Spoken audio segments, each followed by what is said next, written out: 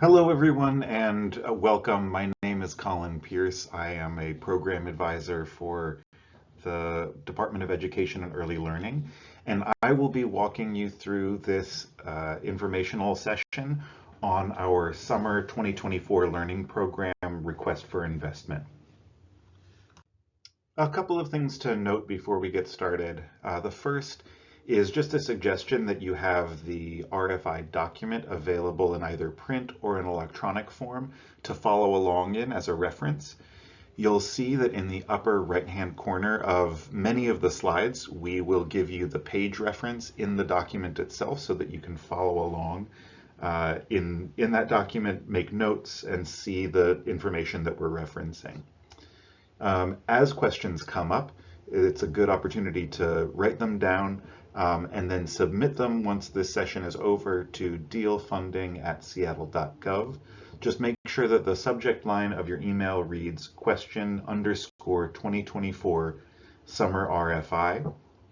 The answers to your questions will be posted publicly in our frequently asked questions section, and you will also receive a response to your question.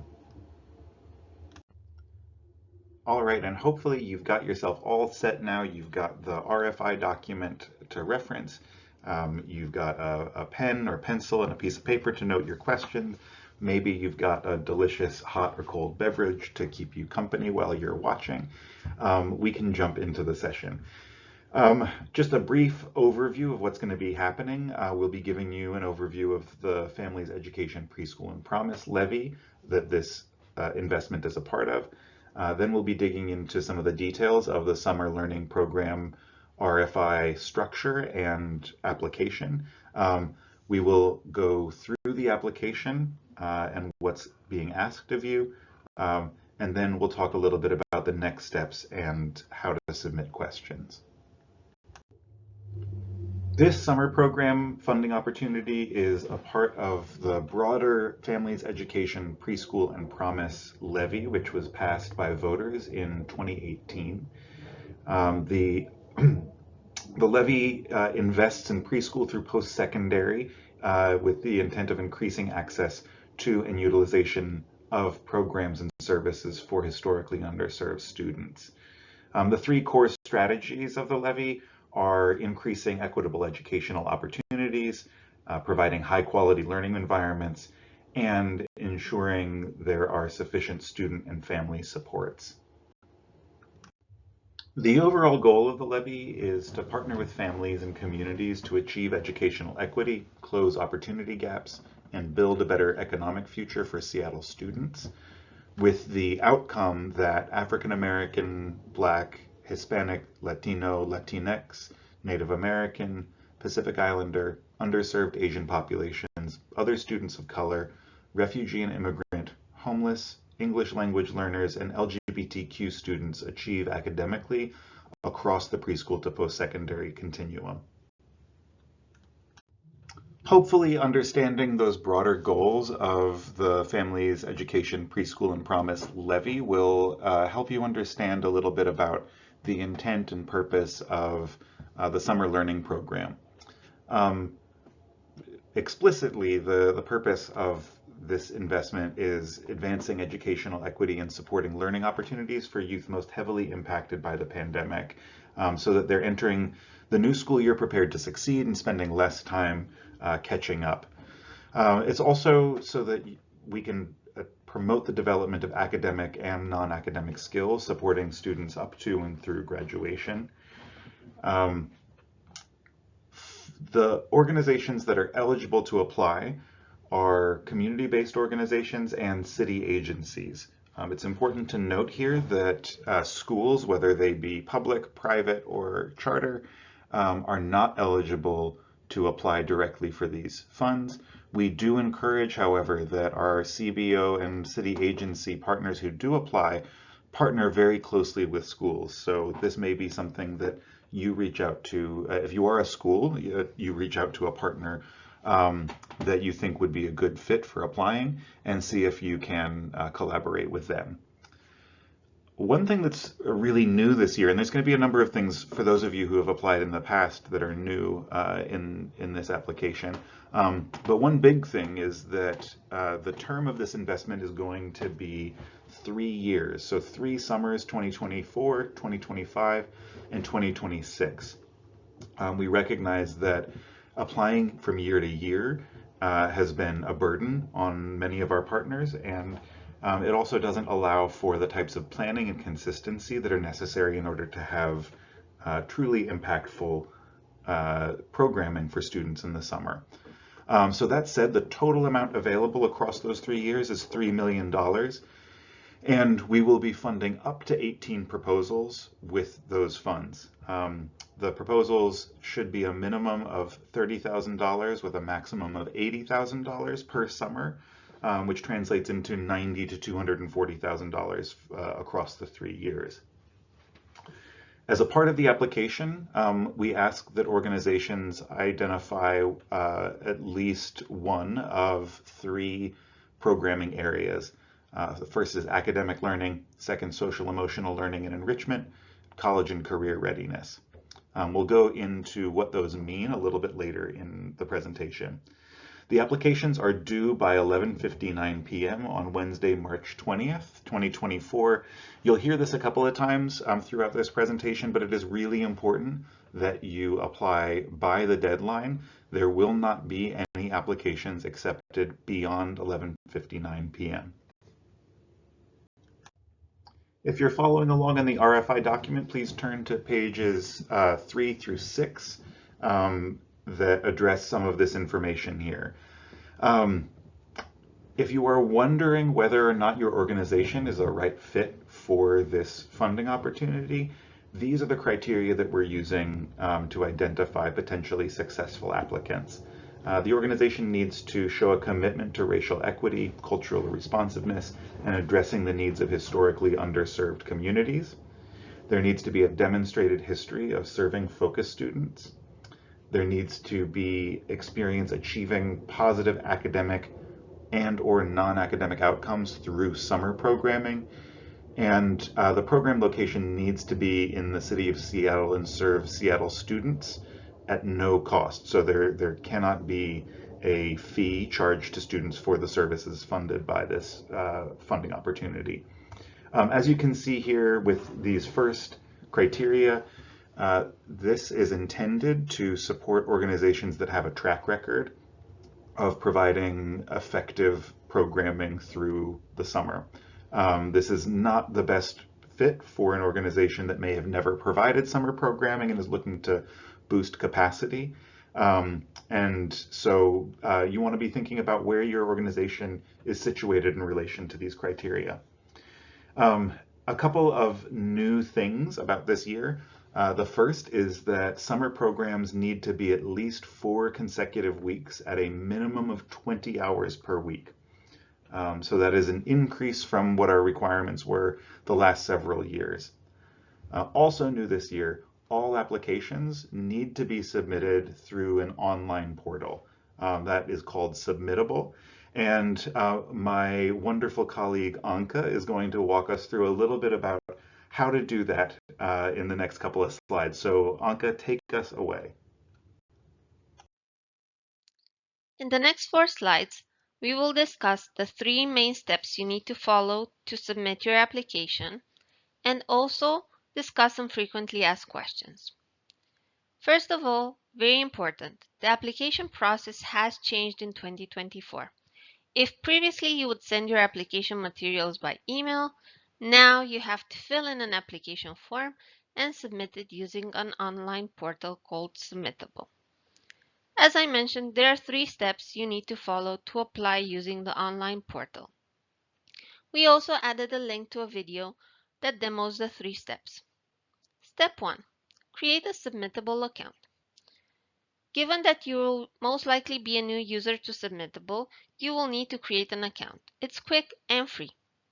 If, however, you are an existing user on Submittable, you will need just to sign in. We added the sign up sign in link below. Step 2 is filling in the application form. Once you sign up or sign in, you'll have access to an application form. You can fill in the form and save it along the way. Optionally, we will add on our website an offline Word template of the application form, which you can use for your internal collaboration only. Step 3 is submitting the application. Make sure you submit before the deadline because the submittable portal automatically closes on March 20th at 11:59 p.m. After you submit, expect to receive an email confirmation that the application was successfully submitted. Let's discuss now some frequently asked questions about step 1, which is creating a submittable account. First question, how do I access the online application form? As we mentioned, if you are a new user, your organization will have to sign up for a submittable account. Second question becomes, who from my organization should sign up? We recommend that you designate an individual to sign up for Submittable, and this individual will also be the one submitting the online application form. Why is this choice important? Because the email you'll link to the Submittable account is also the primary contact that will receive updates on your organization's submission. How do I sign up? We added a link for sign up and sign in. You'll have to fill in an email, a password, and a name. Then you'll need to verify the email entered by receiving a confirmation request from notification@email.submittable.com. What if I have a question about Submittable? You can check out the Submitter Resource Center. It's a link we added on the slides. If your question is still not answered, you'll have to contact Submittable by opening a ticket with their customer support, again, linked here in the slides, and the Department of Education and Early Learning by sending an email to dealfunding@seattle.gov. Please include question Summer Learning RFI in the subject line of your email. Let's now discuss some frequently asked questions about step 2, which is filling in the online application form. First question is, can I save progress on the application form? Yes, you can.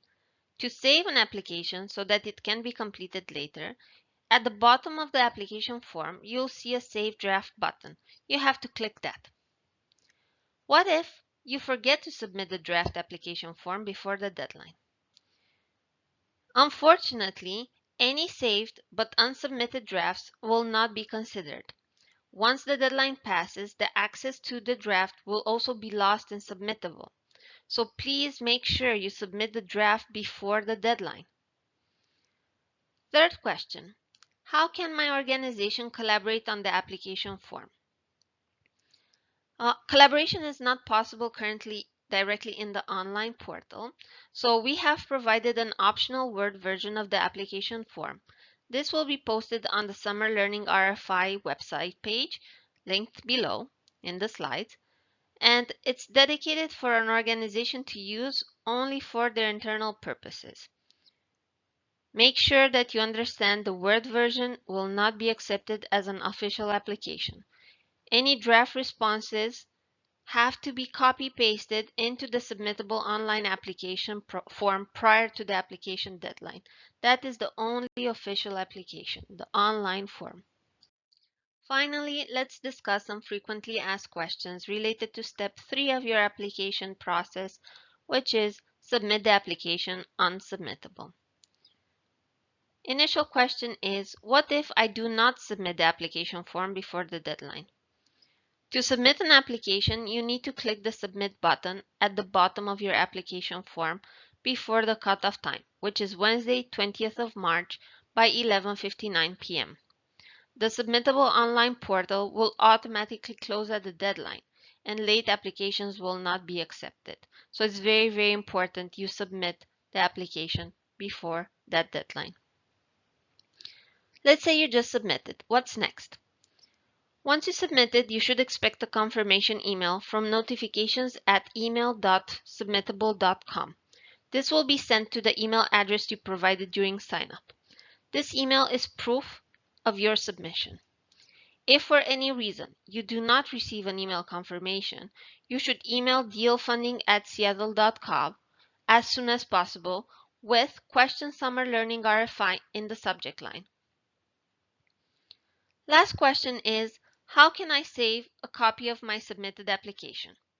To save a copy of your submitted application, you'll first need to log in into your submittable account, and then you can download a PDF copy for your records. We added a link to a page that explains step by step how to access that section of submittable and save the copy.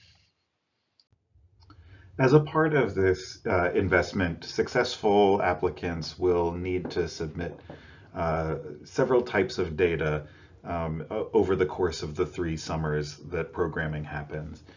Our intent is to ensure that students are enrolled in high quality summer experiences.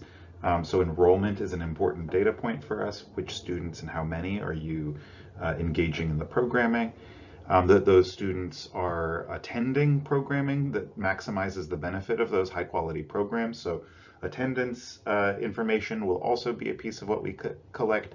And then finally, that we are taking a look at the impact that this programming has on students through an asset-based survey. Programming should serve student populations that are most vulnerable to the continued impact of the pandemic on academic learning and social emotional learning. This includes students from historically underserved communities who experience systemic inequities in educational achievement due to race, ethnicity, socioeconomic status, refugee and immigrant status, English proficiency, familial situations, housing status, sexual orientation, or other factors. African American, Black, Hispanic, Latino, Latinx, Native American, Pacific Islander, underserved Asian populations, and other students of color. Students not yet meeting grade level learning standards on local district assessments, state assessments, or making insufficient academic progress in core courses. And students in need of support socially, emotionally, and/or academically. Focus students don't need to be a part of all of these communities in order to be served, and your organization should share in your application about the communities and populations that you're already serving and those that you intend to serve with these summer funds if they're different from the populations that you typically serve. Here we're still on the information shared on pages 5 and 6 of the RFI document. You will be asked to identify at least one program area that your programming will focus on. So academic learning is a focus on academics, providing additional instruction and learning time.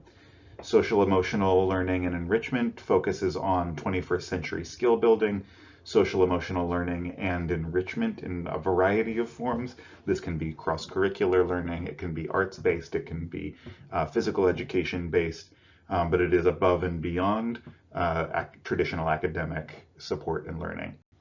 And then finally, college and career readiness. So this is a focus on counseling resources, developing awareness and exposure to or prep for career and post-secondary opportunities. So of those 3 program areas, in your application, you're going to be connecting your programming to at least a primary focus area and, if applicable, a secondary focus area. We recognize that often your programming might hit on multiple, if not all 3 of those program areas, but you'll need to identify 1 or 2 of those focus areas that your programming is going to address.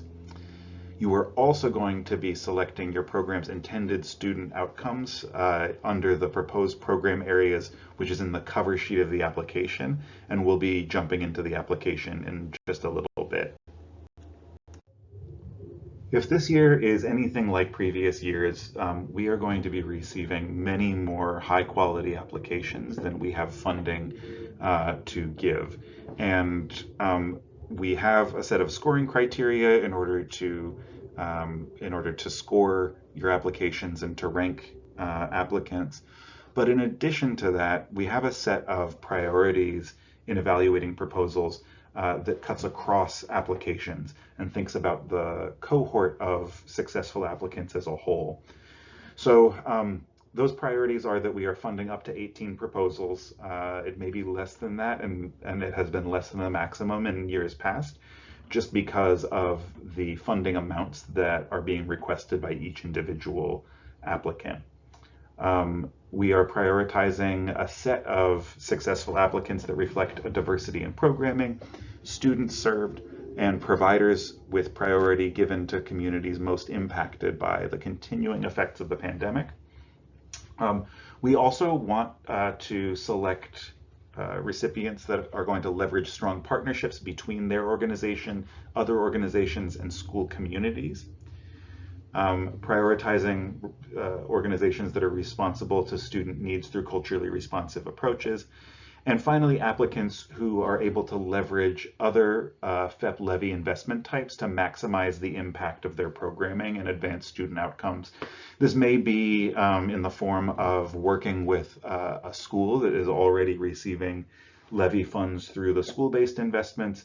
It may be that you're working with another organization that is receiving levy funds in some form, or it may be that your own organization is already receiving school year-based levy funds, and this is an opportunity to really increase the impact that you're having on students by adding summer programming. So in addition to funding, successful applicants are going to be asked for what looks like an enormous amount of documentation here on this slide. And I just want to, before we jump into what that documentation is, just want to assure you that we have some incredible contracting support here at DEEL who are super helpful in working with your organization to ensure that you're getting all the documentation you need in order to get your contract signed and ready to go. So if you are awarded, you are going to need to submit business license numbers, recently signed W-9 form, an Accord certificate of insurance and additional insured endorsement. And you are going to need commercial general liability or equivalent insurance that includes coverage for premises operations, products and completed operations, personal or advertising injury, contractual and stopgap or employer's liability, and it needs to include the minimum limit of liability as outlined here in A through E. One area that often needs to be added is B, the abuse and molestation coverage. So make sure that you're connecting with your insurer to see whether or not your policy covers all of these at the appropriate levels. You're also going to need automobile liability insurance and workers' compensation insurance. As I said before, if you anticipate that your organization is going to have trouble producing any one or several of these documents, make sure that you're letting us know early on, and we will work with our contracting folks to see what we can do to support you. Now we're about to move from talking about the big structural elements of the funding opportunity to digging into the application itself. But before we do, there's a set of questions that your organization should consider as you're planning your application for the summer programming funds. First is, which of the student populations does your organization intend to serve with the funds, and how many of those students are you intending to serve? How many can you, given the minimum and maximum funding amounts set forward? Another thing to ask yourselves is, which area or areas align most closely with the programming or services that you already provide or that you're capable of providing? And that's the three programming areas. So talking about academics, social emotional learning and enrichment, or college and career readiness. Another question is, how can your organization enhance and or extend current summer programming to support focus students? This is not necessarily all about proposing something brand new that doesn't exist, but thinking about how these funds might be able to really enhance or extend the reach and expand the positive outcomes of your programming. Finally, How can your organization work with the school community that you plan to serve in order to coordinate things like the program dates, student outreach? There may be existing summer programming going on with these schools too. So to ensure that you have a level of coordination and communication, that means there is not going to be a lot of overlap, and that you're avoiding creating gaps for students in that programming. And now we're going to jump into talking about the application itself, what you're going to be seeing when you create your account and log into Submittable in order to complete your application. If you're following along in the document, you can find this on pages 12 through 26. Start on page 12 with us, and we'll talk a little bit about the overview of all of the sections. Okay, as you're looking over this slide, I just want to acknowledge that it looks like a lot when it comes to this many sections in the application. What I want to assure you of before you turn this video off and run screaming in the other direction is that it is much simpler than it seems right now. So sections 4, 5, and 6 are all just yes or no questions that are required in order to have your application meet technical compliance. The general organizational information is a lot of just fill in the blanks with information about very fundamental information about your organization and the programming that you're proposing. So hopefully we haven't scared you off. We'll jump into what's required in each section next. So as you can see here, like I said in the last slide, the general information section is gathering information about things like your organization's name, address, phone, etc. Who should be the primary and secondary points of contact for DEEL, both in the application process, but then also when it comes to the implementation of the programming, who should we be connecting with? I will ask you for a summary of the programming that you're proposing. That includes dates, which students are served, the program area or areas, and what your intended outcomes are. There's a check boxes in the general information section in order to identify those. We'll ask you to specify how much money you're requesting and what other funding you receive for summer programming, and then an overview of how those requested funds are going to support your organization. So section 1 is the first of 3 narrative sections of this application. It should be no more than 1,300 words, which is roughly 2 pages. It should be size 11 font, and you need just simple, straightforward responses. This does not need to be a novel or an essay or super flowery language. We've got 3 overall sections here that you can address in whatever way you think is most appropriate. Those segments are overview of the organization, prior experience, and partnerships. We'll talk a little bit about each of these and what we're asking with each of these questions. So the overview of your organization is exactly what it sounds like, providing things like the relevant history of serving the focus students that you're proposing, talking about the different types of programming that you currently offer and that you have offered, describing your capacity to collect, manage, and analyze data wherever you are with it. It's not going to be a disqualifying factor necessarily if you're still growing your capacity to collect, manage, and analyze data. And then any other relevant high-level information that you think is appropriate for us to consider as we're looking at the application. We'll also ask you to talk about your prior experience. Now, this is different from the history of the organization, and this is going to include talking about the ways that you assess the needs of students and the community that you serve, the ways that you use data to inform services and programming, and then also what results have you achieved so far? What can you use as demonstration of your success? The final part of this section is around partnerships. I'd mentioned before that we are prioritizing applications that include strong partnerships between organizations and school communities, this is a really great place to let that aspect shine. So tell us about how you utilize partnerships to support student learning. And this can be not just partnering between community organizations and schools, but also with young people, community members, families. How are you leveraging those different partnerships in order to make sure students are getting the maximum benefit from your services?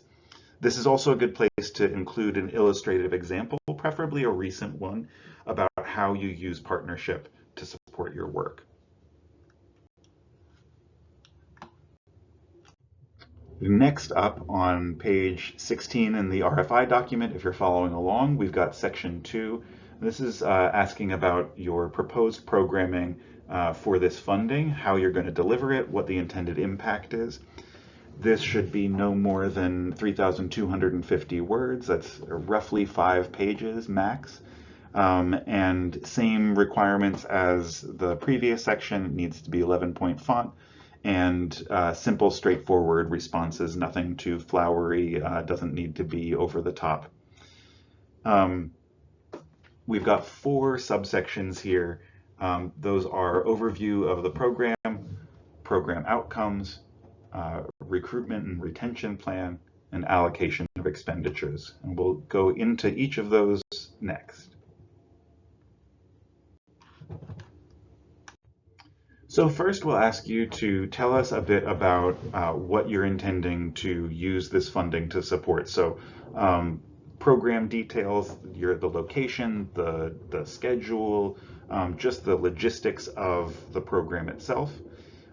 Also tell us about the different activities and learning objectives that you'll be meeting through the programming.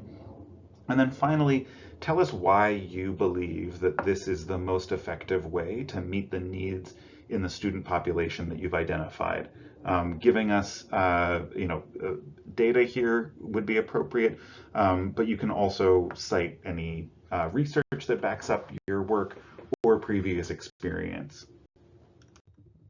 Program outcomes. For this subsection of section 2, we're asking you to create links between the programming you're proposing and the outcomes that you've identified in the general information section of the application.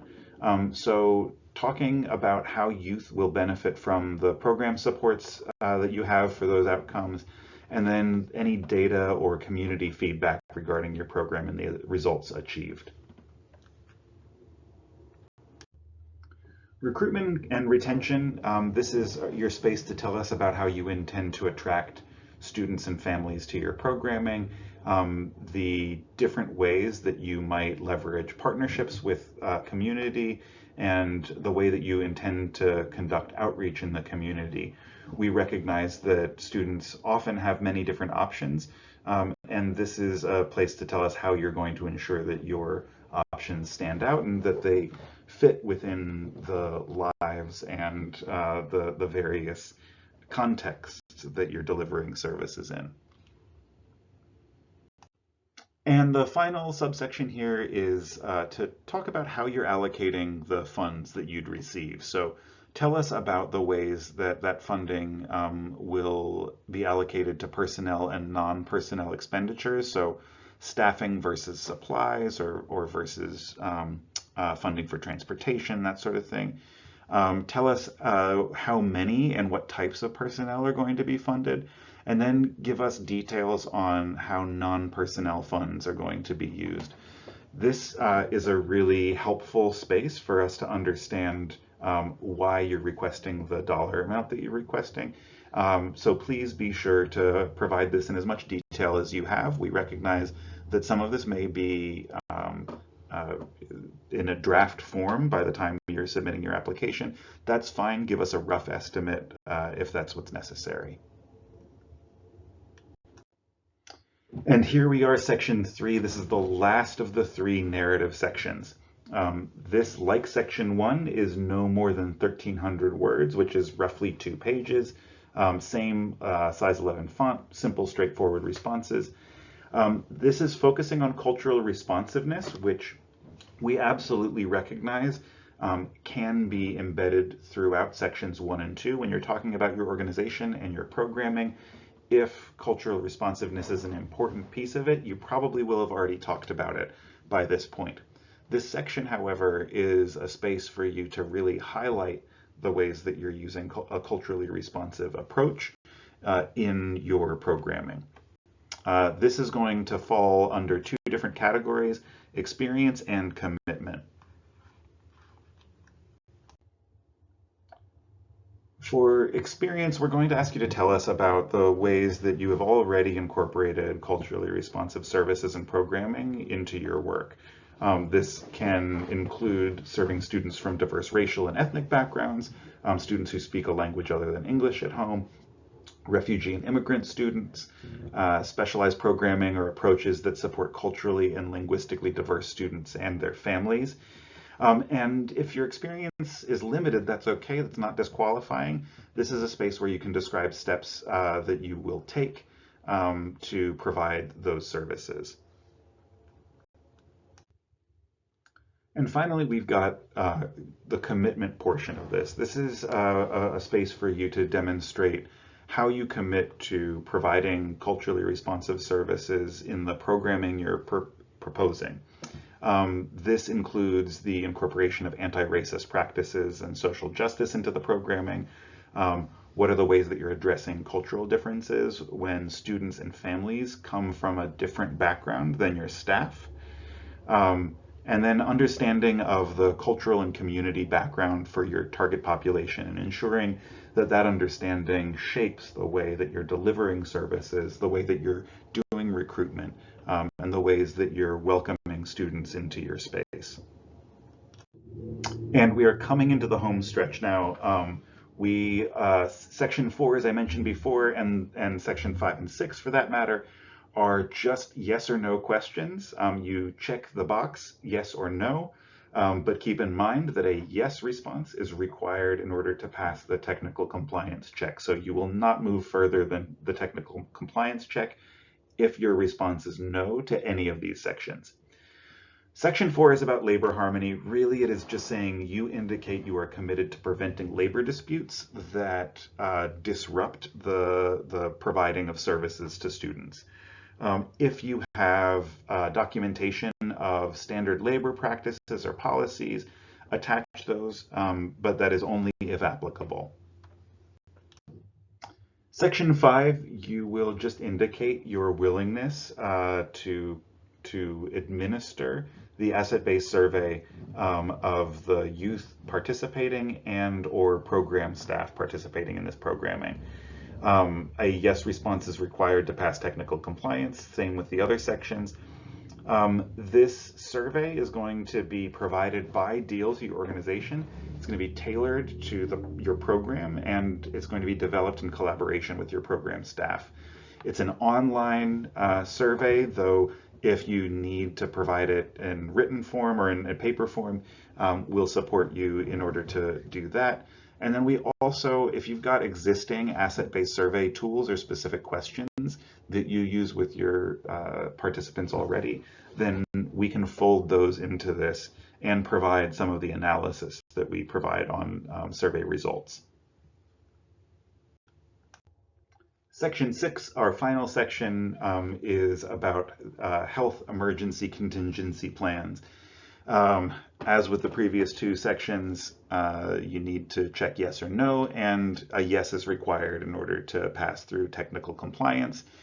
This is really just telling us that should we have, and I really hope we don't, should we have another health emergency like COVID-19, that your agency is committed to following the state and county guidance for child care administrators.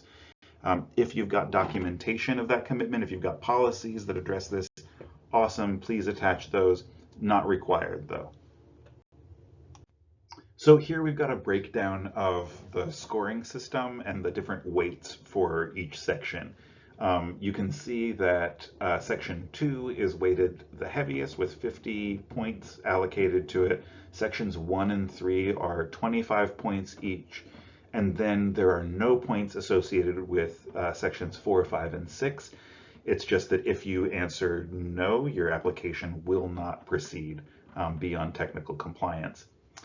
There is more information about exactly the criteria for each of those sections in Appendix A. So please make sure as you're developing and reviewing your application that you take a look at Appendix A and ensure that the application meets those criteria.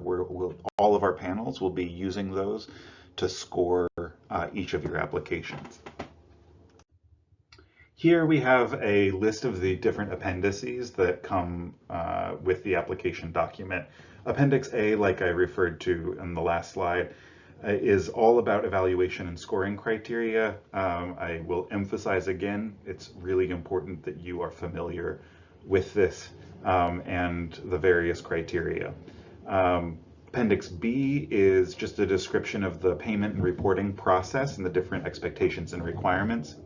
Appendix C is the performance pay table. It tells you a little bit about how performance pay is calculated. Appendix D is your data reporting expectations. And then finally, Appendix E is information for organizations that are working with Seattle Public Schools in order to have access to student data. So how do you partner if you're not already in that position where you have a data sharing agreement with Seattle Public Schools? This gives you information about how to initiate that process. We have already shared that the deadline for submitting your application is Wednesday, March 20th, but you may be wondering what happens after that. Hopefully you relax a little bit and can congratulate yourselves for a job well done. But we know you're going to be waiting for results. So here's what happens next in phase 3, the evaluation phase. We will be doing application review, scoring, and deliberation between March 21st and April 11th, with the aim of notifying applicants by Friday, April 12th. So you can mark those on your calendar, and we will be informing folks if these dates change for any reason. Throughout this presentation, I've referenced technical compliance checks a number of times, and just want to make sure that you all know what this is. This is just the first pass when we're reviewing applications to make sure that they fit minimum requirements. So your application will be deemed technically compliant if it is submitted on time via Submittable. Submittable will shut down at the 11:59 timeline, so make sure you're getting it in on time. That your application includes all required sections it needs to be complete in order to be technically compliant, and then that you ensure sections 1 through 6 comply with the various formatting requirements, and that they are all submitted through Submittable. I know we've provided a lot of information in this presentation, but it also isn't interactive, so you don't get to ask questions or clarify points that may not be fully clear in the presentation. In order to address that, we are holding 2 technical assistance sessions that are going to be live, synchronous virtual meetings. And that's a place where you can ask your questions, hear the questions of other applicants, and otherwise inform yourselves about the requirements of this application. It is not required that you attend these sessions, but I would highly recommend it. If experience from the past is any indicator, the strongest applications come from those who made good use of the technical assistance opportunity. So I would encourage you to join. Even if you don't have your own questions, listening to the questions of others can be incredibly helpful in informing your application development. You can find more information on the DEEL website. This is going to be a live link in the PDF of these slides that will be located right next to this recording on the DEEL website. So here we've got these various events listed for technical assistance. The first one is actually this information session that you're listening to, so you've already found it if you are hearing me. Technical assistance session 1 is going to be Thursday, March 7th, 2024 from 3 to 5. The link is going to be available online. Session 2 will be Tuesday, March 12th, also from 3 to 5. Also, link will be posted online. You can send as many staff as you want to either of those or to both of those. There isn't going to be different content presented by DEEL staff at each of those, but there may be questions coming from other applicants that will be helpful at each of those. Your last day to submit questions to our DEEL funding at seattle.gov email address is Thursday, March 14th at 4 p.m. We will then make sure that all Q&A is posted online within 3 business days. A couple of things to keep in mind as you prepare for the upcoming technical assistance sessions. You can send any and as many staff as you would like, anyone you think is going to benefit from the information and the interaction with DEEL staff. Make sure that you are reviewing the RFI, this info session, and that other attendees review this info session prior to attending the TA session, just so that we don't have to go back to basics and give the information that was already given in these slides. Make sure you are checking out the DEEL website, familiarizing yourself with the various resources around this funding opportunity, and that will be located at this link, which will also be a live link in the PDF of these slides. And keep bringing your questions to us, bring them to the technical assistants, email them to us, and we will work hard to make sure you get answers within 3 business days.